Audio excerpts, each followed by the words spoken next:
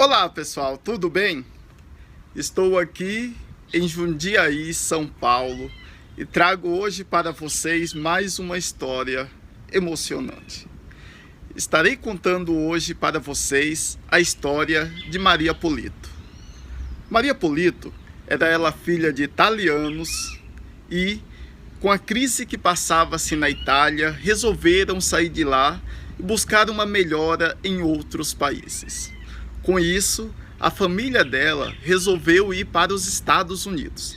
Ela era muito jovem quando foi com a família para aquele país, mas ficaram lá pouco tempo, pois viram que a situação de vida deles não iria melhorar como eles tanto desejavam. Com isso, a família reuniu tudo o que tinha e decidiu vir para o Brasil. E aqui no Brasil, eles decidiram morar em São Paulo. Maria Polito, ela tinha nessa época 16, 17 anos.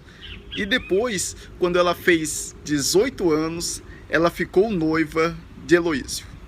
Com isso, ela ficou noiva de um brasileiro que ela conheceu aqui. Ela tinha 18 anos e ele tinha 21. A sua mãe faleceu e ela ficou morando com o seu pai. E esse noivo dela era um cara extremamente ciumento. Ele desconfiava de tudo, até do próprio pai dela. Com isso, eles decidiram se casar no civil. Se casaram no civil e, com isso, ele tentou se sentir um pouco mais seguro. Ela fez ele se sentir mais seguro, mas ele, por ser um homem muito ciumento, continuou desconfiando dela. E ele a perseguia em todos os lugares. Aonde ela ia, ele estava escondido atrás de uma árvore, uma parede, um carro, tentando observar o que ela fazia. Mas ele nunca viu nada de errado. Mas como o ciúme é uma doença, pessoal, ele continuou desconfiando dela durante muito tempo. E naquela época, eles casaram no civil. E como vocês sabem, né, naquela época, casando-se no civil, as pessoas não iriam morar junto, apenas depois do casamento religioso. E como naqueles dias não havia vagas para casamento na igreja religiosa, eles esperaram alguns dias para confirmar esse casamento.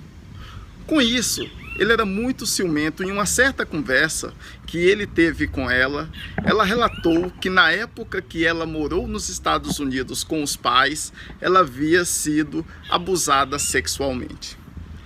Ele, naquele momento, se enfureceu, se encheu de raiva e passou a desconfiar mais ainda dela, achando que ela estava escondendo algo dele. Mas ele resolveu se controlar naquele momento e, disfarçando, falou para ela que entendia o que ela estava passando, que ele sentia muito por ela ter sido abusada. Com isso, ele estava em Jundiaí e ela em São Paulo, pois não moravam juntos ainda. Ele a convidou para vir a Jundiaí para um passeio, para conversar, tomar um café junto. Ela aceitou vir a Jundiaí.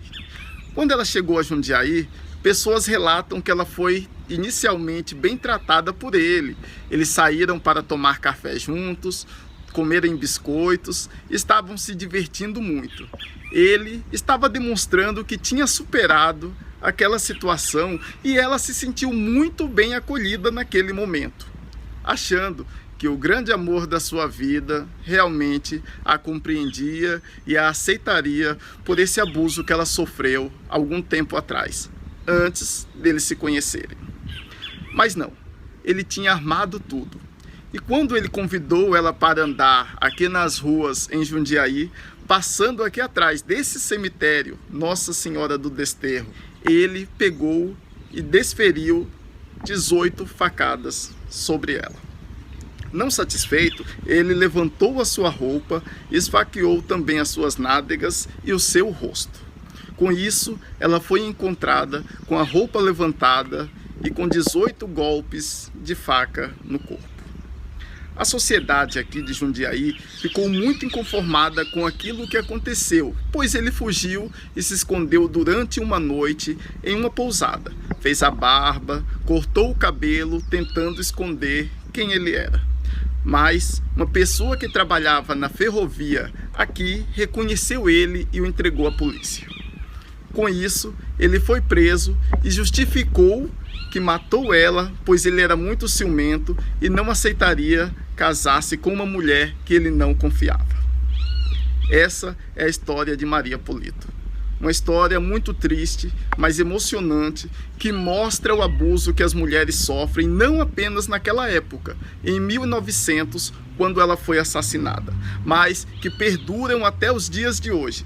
Tantas mulheres sofrendo na mão de homens descontrolados que não aceitam perder a mulher e que acreditam que são verdadeiros donos. E é a história dela que eu estarei mostrando hoje para vocês. Vamos lá. Quando ela estava aqui em Jundiaí, quando foi assassinada, a prefeitura cedeu um local para ela ser sepultada. E esse local é o único jazigo que é cuidado até hoje pela prefeitura aqui de Jundiaí. E muitas pessoas visitam esse túmulo, pois se sentem sensibilizadas pela morte dela. Então estarei mostrando agora esse túmulo para vocês. Dentro do túmulo tem até uma foto dela, dentro do caixão, que eu estarei mostrando para vocês. E também um quadro que foi retratado dela, mostrando um pouco da sua beleza. Vamos lá. É isso aí, pessoal. Então esse aqui, ó. Esse é o túmulo da Maria Polito. Uma jovem de apenas 18 anos, que foi assassinada com 18 facadas. Aqui vocês podem ver, ó, que existem essas duas caixas, que é onde o pessoal acende velas, né, em homenagem a ela. Aqui vocês podem ver, colocam bastante flores, o pessoal traz bastante flores. Trazem muitas flores mesmo, para estar recordando ela. Aqui, pessoal, ó, no túmulo dela também, ó, tem o QR Code. Esse QR Code você pode ver um pouco sobre a vida dela, entender um pouco mais sobre essa história. Um túmulo muito bem conservado.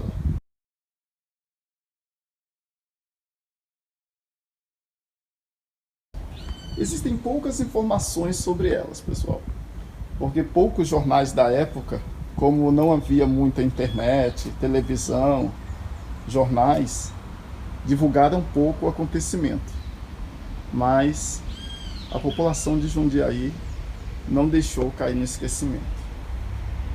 E esse é o local onde ela está sepultada. Aqui vocês podem ver, ó, lá dentro, tem ali, ó, um quadro que foi pintado em homenagem a ela e tem uma foto dela lá dentro do caixão. Vocês podem ver. Aí ali embaixo, ó, tá escrito lá: Jazigo Eterno de Maria Polito, barbaramente assassinada por seu marido, lembranças piedosas da alma popular, a comissão. Então vocês podem ver o que foi feito para ela, né? Ela que era casada com ele apenas no civil, mas que ele, por se considerar dono dela, né, cometeu essa barbárie.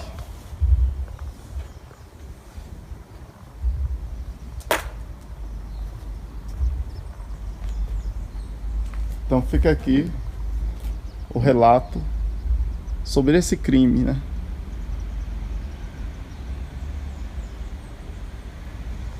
É isso aí, pessoal. Na época, o Emílio, que era o esposo dela no civil, que não tinha casado ainda no religioso, por isso eles não moravam junto, porque era a tradição daquela época, ele assassinou com 18 facadas.